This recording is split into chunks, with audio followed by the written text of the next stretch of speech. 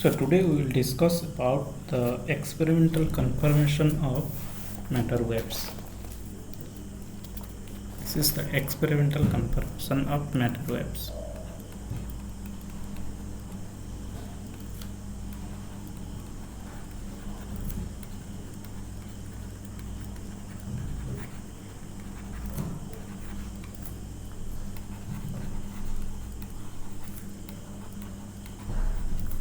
It is also known as Davison-Germer experiment.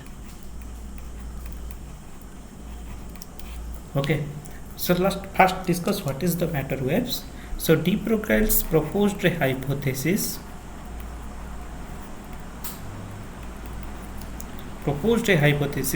that every material particles which is moving with a velocity v, suppose this is mass of that material particle is m and the momentum will be m times v, then when a material particle moves with a velocity v, it must have a waves associated with this material particles, and this waves is known as the matter waves. That means any particle which is moved with a velocity v, it must have a wavelength. Okay, that means it must have a wave nature, and this wavelength can be calculated by this formula. And where h is Planck's constant, okay, p is the momentum. Okay, that means if the particle is at rest, then it don't have any wave nature, but if it is moving with some velocity, it must have some wave nature.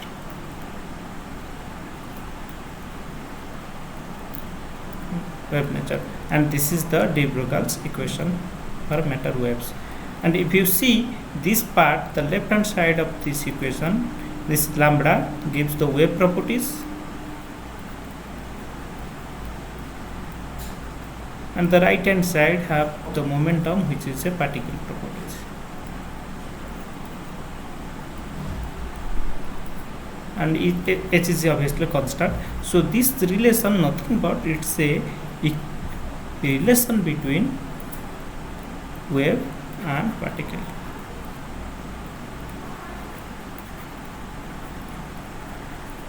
So this equation is nothing but a relation between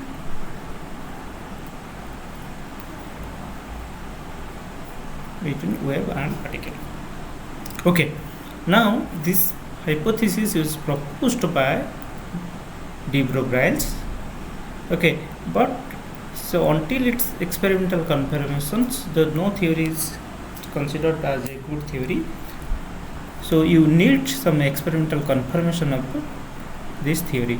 So Davison and Germer have provided the experimental confirmation of this matter wave. So historically, if you see, the Davison and Germer have not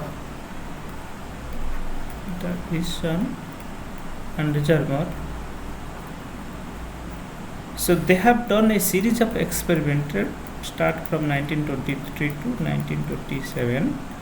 A series of experiments.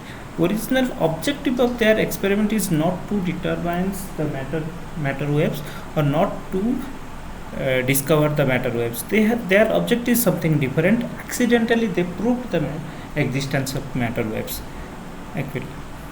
So what they tried to do, they actually tried to do the study of surface properties of various materials from the electron diffraction. Okay, so they have different types of material, and they inject the electrons from a electron gun, and they measure the intensity of the scattered electrons at a different angle. There is a detector, this is gun, and this is some kind of material. Mostly they have taken the nickel material. Okay, so accidentally they proved with this experiment, they proved the existence of the matter wave. Okay, so I will discuss what is their experiment. Let's see their experiment.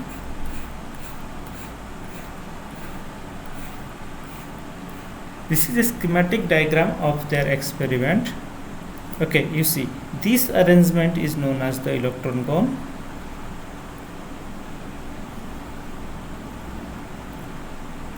This part is known as the electron gun. So electron gun basically it consists of a wire which is made of the tungsten wire. This wire is made out of the tungsten material, and when you hit these tungsten materials, the electrons will be emitted, and these electrons, and this is the anode, and which is positively charged. So they attract the electrons because the electrons are negatively charged. So it attracts the electron and the electron moves forward. Okay, there is a potential difference between this tungsten wire and this anode, and with help of this potential difference, the electron moves towards right, and it bombarded with the nickel target. So this material is made out of the nickel. Okay, so now once they hit the nickel crystals, it will diffracted at a different angle, and you can see there is a movable detector. So this detector can move, and it can placed here, it can placed here to measure the diffraction of electron at different angles. So intensity of to measure the intensity of electrons at a different angle. Okay, theta, this is theta 1, theta 2, different angles. Okay, this is the diagram of Davidson-German experiment.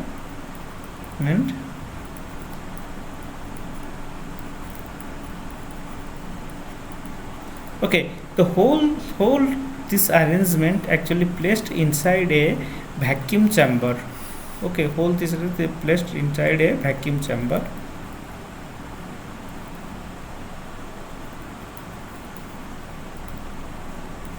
So why they put in the vacuum chamber? Because suppose the electrons which is coming from the electron gun, if it is not vacuum chamber, if there must be some air molecules inside this chamber. Okay, vacuum means there is nothing, there is no air molecule also. So if there is some air molecule, when the electrons moves, it have very high kinetic energy, and what happens, it will bombarded with the air molecules, and it will lose some amount of kinetic energy. So that's why we remove all the air molecule from the chamber, so that the electron will not, there is a less probability of electron to hit any other molecule throughout this motion. Okay,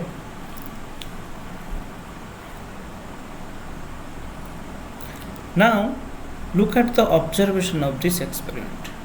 Okay, what they found something, this type of observation from this graph.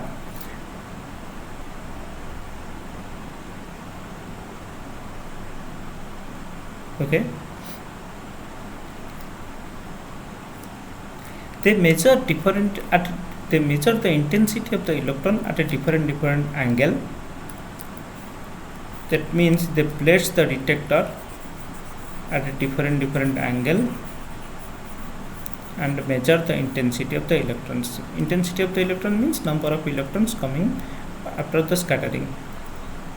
Okay, so number of electrons coming after the scatterings they measure by through this help of this detector, and that may suppose they place the detector at angle 30 degree, then it makes 60 degree, something like that. Different angle they place the detector and measure the intensity of the diffracted electrons, and they plot the diffracted electrons, the angle and the intensity of that diffracted electrons. Okay, through a graph. In a graph they plot the angle and the intensity. So this graph is known as the polar graph. So this graph is not very not like the XY graph, it's a little different. So this one is the incident beam direction. This line indicates the incident beam direction, and you see this length of this suppose if I join some point origin to any point on the graph, so length of this line will give the intensity.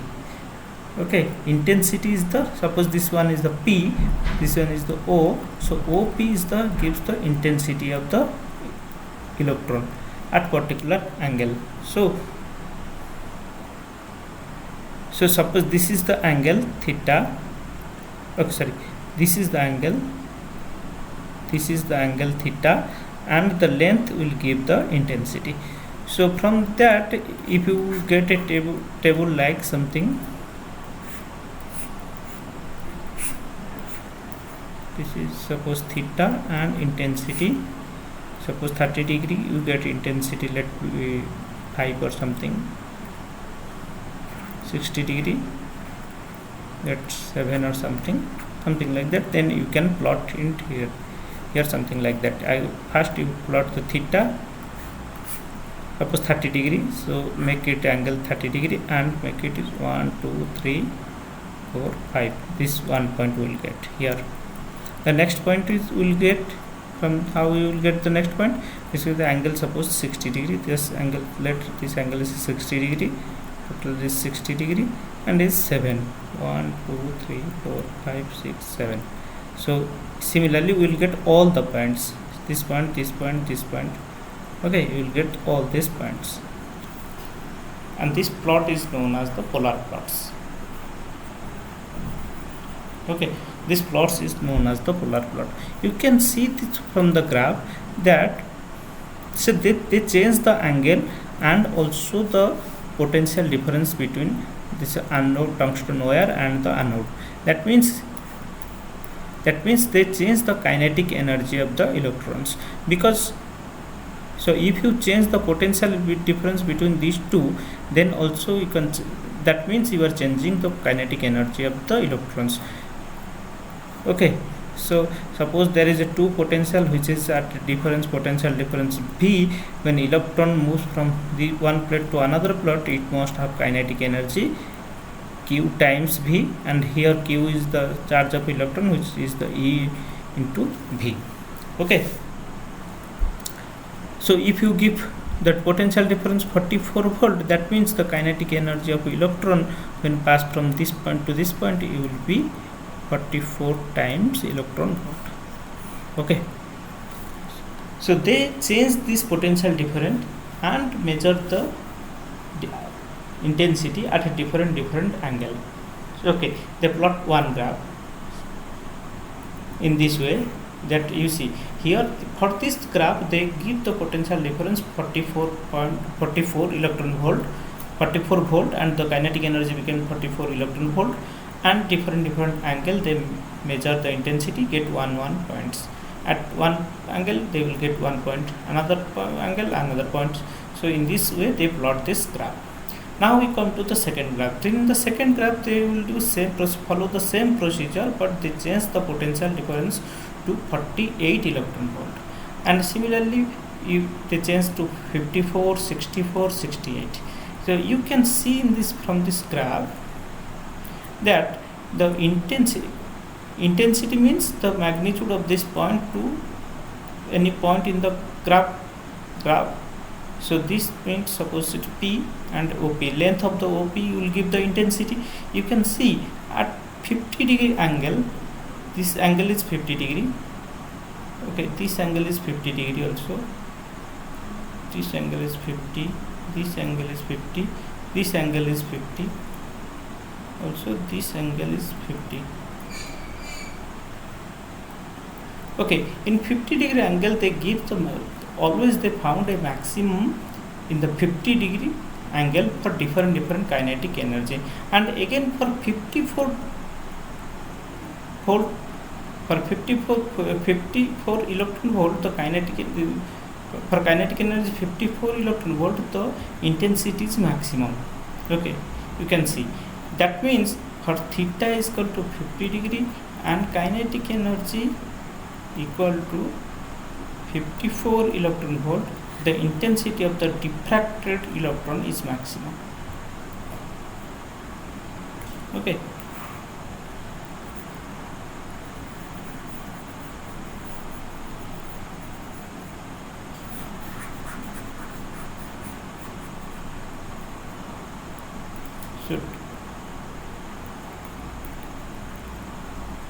intensity of the diffracted electron is maximum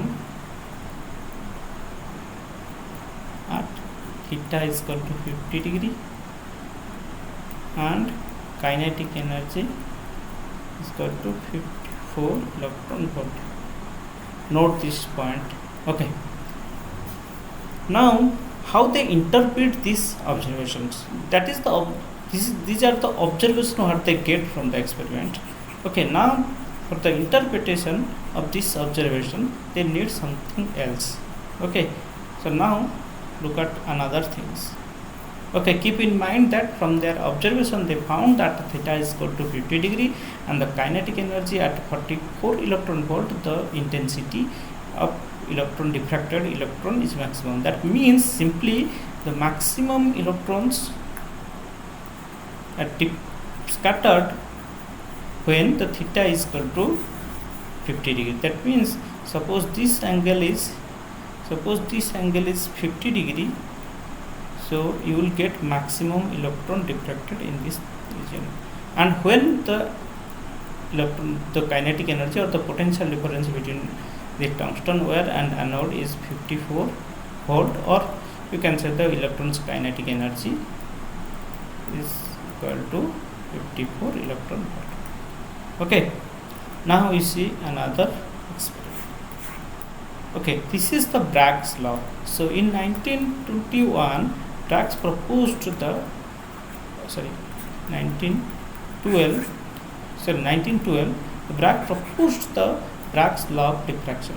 So what is the Bragg's law of diffraction? Any X-ray or high energetic electromagnetic radiation falls on a crystal surface. This is a crystal surface. Okay, these are the lattice points. Okay, these are lattice points and arranged in a crystal structures, and you can say this is a plane. Actually plane you are seeing from the upper surface, so it looks like a line, but originally these are the planes. This one is one plane, this is another plane, this one is another planes. Okay, so you are seeing from the upper side, so it looks like a line. So when the electromagnetic radiation bombarded with a crystal structure, and it will be reflected back. Okay, it's a reflected back from different planes, and suppose D is the interplanar distance between two planes. This is also known as the interplanar distance or lattice constant.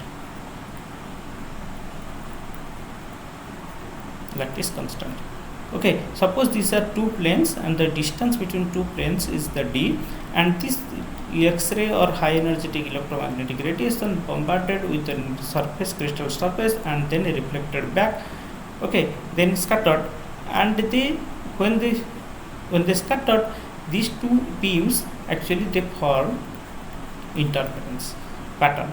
Okay, they form the interference pattern like maxima and minima, consecutively maxima and minima they will form. And the condition for the first maxima, the condition for the first maxima according to the Bragg's law is equal to 2t sin theta is equal to lambda. So sin theta is this angle, the angle between the incident and the plane of the crystal plane. So this is known as the also glancing angle. So this is the condition for the formation of first maxima. Okay, first maxima. That means the theta here, two things are variable. D is constant because for a particular crystals the D is always constant, which is known as the lattice constant, and only theta and lambda will vary. So theta and the lambda instance to light or electromagnetic radiation, whatever you are using for this proposed, lambda is the wavelength of that electromagnetic radiation or X-ray. Okay, the lambda and the theta, okay, they will adjust in such a way that so that when this condition will satisfy, there will be a maximum. Okay, so if you discuss the Bragg's law, if you do the experiment, if you do the Bragg's diffraction nickel crystal, suppose this crystal is nickel crystal. So suppose this crystal is nickel crystal, and the D value is around 0.9 angstrom. The interplanar distance or lattice constant is for the nickel crystal is 0.99 angstrom. And okay, so if you do the Bragg's diffraction for a nickel crystal, you will find that for angle theta is equal to 55 degree and wavelength is equal to 1.66 angstrom. This condition will satisfied, and there will be a maximum. Okay, there will be a maximum means the maximum electrons, the intensity of the scattered electron will be maximum there. Okay, there will be this angle when this angle is 65 degree and the wavelength will be this one. Okay, so if this angle is 65, what is the angle between the incident and the diffracted ray or scattered ray? So this angle is 65 degree, this angle will be 65 degree, so this total angle will be 50 degree, because total angle, this angle is actually 180 degree. 180 degree. So 180 degree is equal to 65 plus 65 plus theta. So let it be 5. So this angle let it be 5. So phi will be 50 degree. Okay, that means the angle between the incident ray and the scattered ray is actually 50 degree. So if that means if the angle between the incident ray and the scattered ray is 50 degree, then the wavelength must be 1.66 angstrom. Okay, this is from Bragg's law. Now come to our original experiment. Now what we found here? We found here that at 54 electron volt kinetic energy and the angle is theta is equal to 50 degree, the intensity of diffracted electron is maximum or scattered electron is maximum. The scattered electron is maximum. So we know from the de Broglie's hypothesis that we can calculate. Suppose here now we consider, before we are considering the electrons are particles, they scattered from the nickel surface, and we have to measure the intensity of the electrons. Now suppose but according to the de Broglie's hypothesis, electron is a wave. So now use the de Broglie hypothesis and consider the electron is a wave having the wavelength this much. Lambda is equal to h by p. Now what is the p? And you know that we can convert to p to the kinetic energy in this manner. And if you put all these values, to mass of the electron is 9.1 in 10 to the power minus 31 kg, and this electron is 254 electron volt. If you put all these things, then you will find this wavelength will becomes around. Okay, so what we will get here now, this if the electrons, if you admit the de Broglie hypothesis that electron is a wave, it must have wavelength this much. Okay, it must have wavelength this much.